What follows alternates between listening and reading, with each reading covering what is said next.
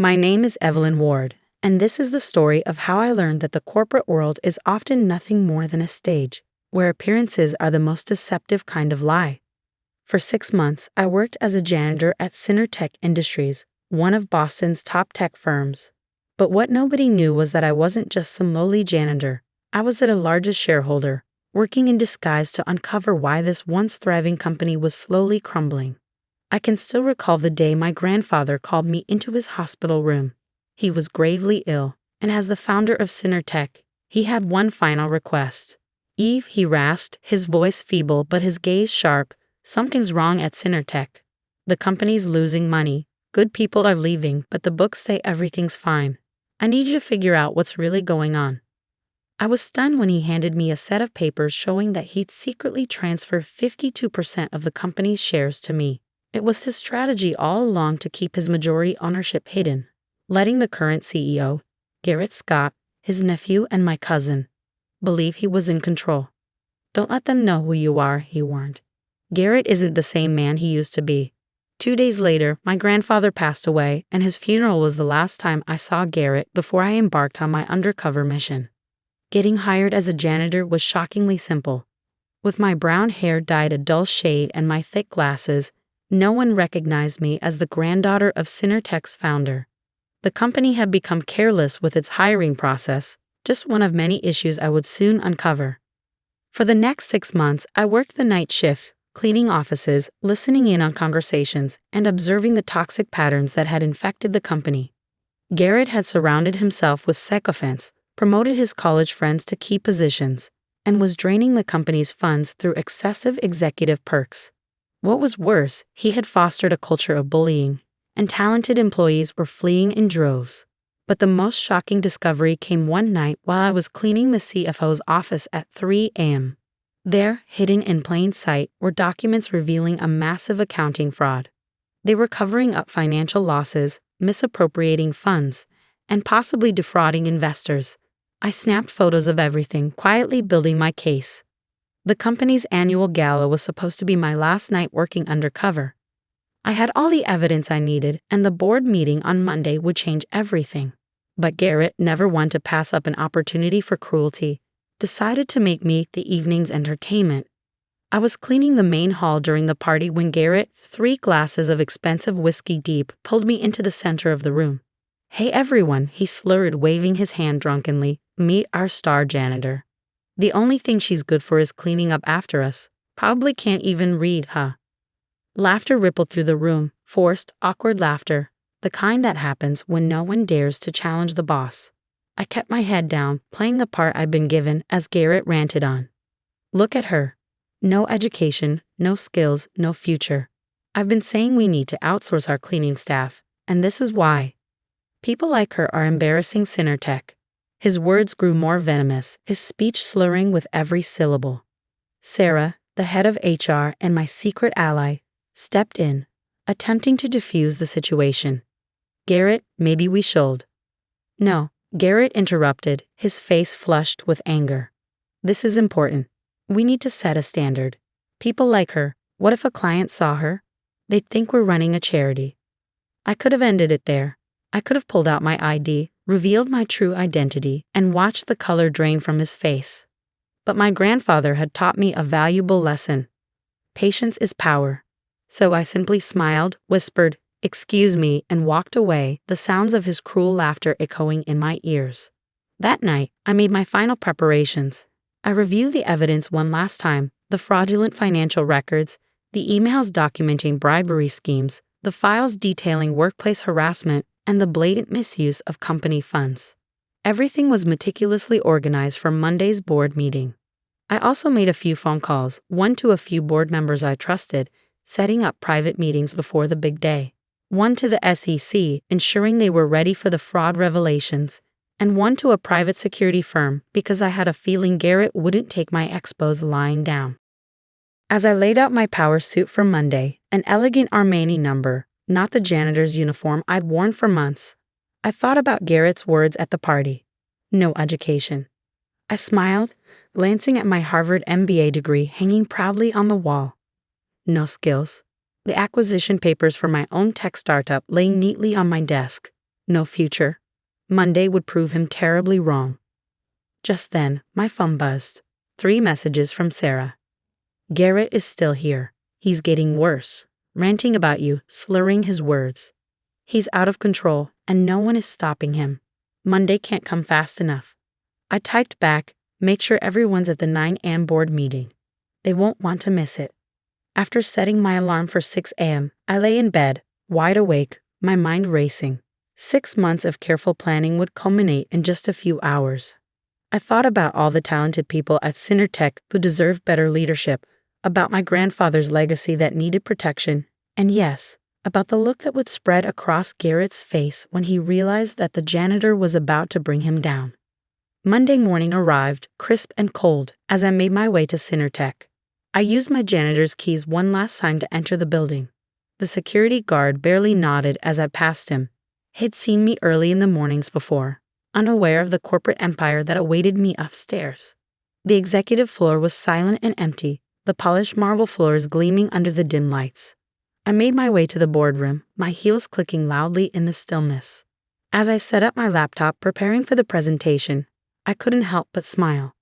By 8:30 a.m., board members began arriving. They hesitated at the door, doing double takes as they saw me sitting at the head of the table in my perfectly tailored suit. I calmly gestured for them to come in. Please take a seat. All will be explained at 9. At 8:45, Sarah from HR arrived, her grin wide as she saw me. Everything's ready, she asked, her excitement barely contained. Everything, I replied with a calm smile. Just make sure Garrett doesn't try to change the meeting room. By 8:55 a.m., the boardroom was filling up. The tension was thick in the air, and everyone could feel something monumental was about to unfold.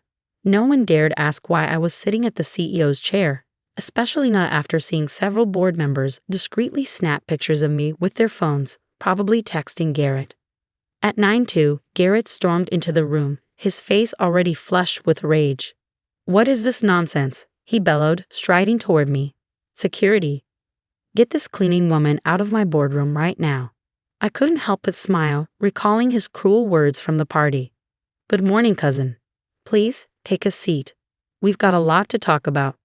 The room fell into a stunned silence. Garrett froze mid-step, his anger slowly shifting to confusion. Cousin? What are you? His voice faltered, and then recognition hit him like a freight train. Evelyn? I stood my posture straightening as I turned to face the room full of stunned board members. Ladies and gentlemen, my name is Evelyn Ward. My grandfather, Thomas Ward, founded this company, and as of 6 months ago, I own 52% of Synertech's shares.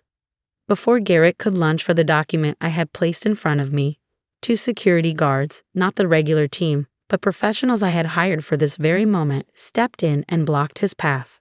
You're lying, he shouted, his voice wavering. Uncle Thomas would never. Oh, but he did, I said coolly, picking up one of the dossiers.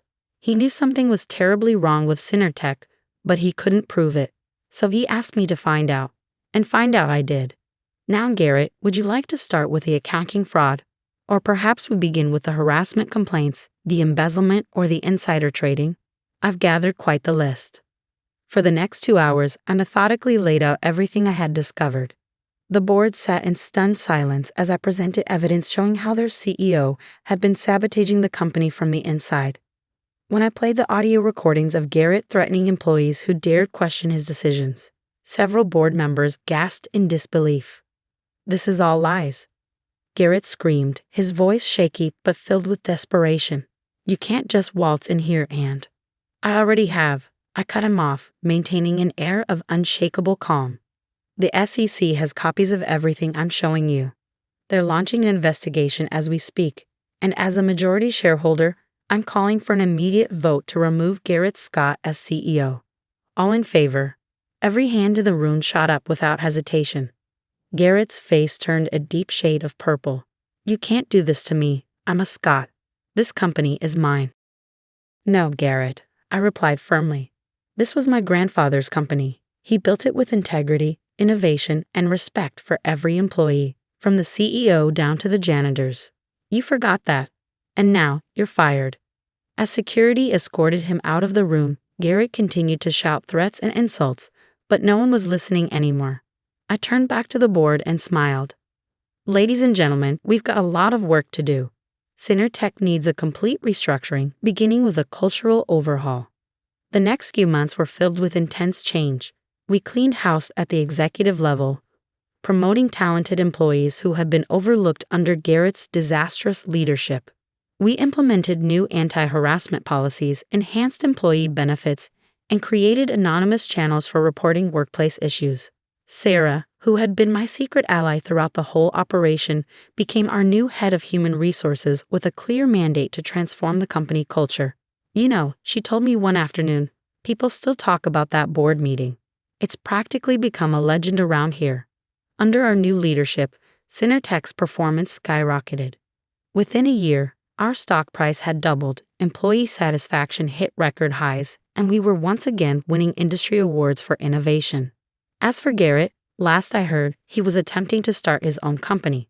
But as the saying goes, investors don't tend to line up when they Google your name and find SEC investigations attached to it. Sometimes karma does all the work for you. 1 year to the day after that fateful board meeting, I walked through the office and overheard one of our janitors teaching a new hire how to properly dispose of electronics waste, one of our latest sustainability initiatives. Management actually listens to our suggestions now, the janitor said, beaming. Ever since Ms. Ward took over, everyone is treated with respect, no matter what their job is. I smiled. That was exactly the kind of company my grandfather had always dreamed of building. Sometimes the best way to lead isn't from behind a polished desk in a corner office, but from the ground up where you can see exactly what needs to change. The following week, we hosted another company party.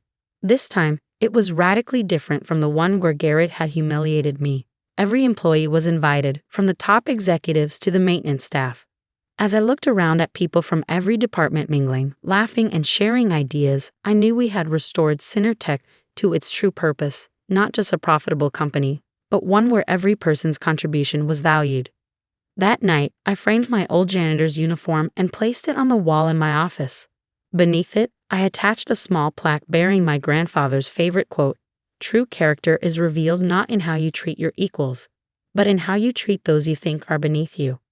Garrett never understood that, but thanks to his arrogance and cruelty, Synertech was finally back on track. Sometimes the worst teachers provide the best lessons. As I sit in my office today, looking out over the city skyline, just like I used to when I cleaned those windows as a janitor, I know that everything has changed.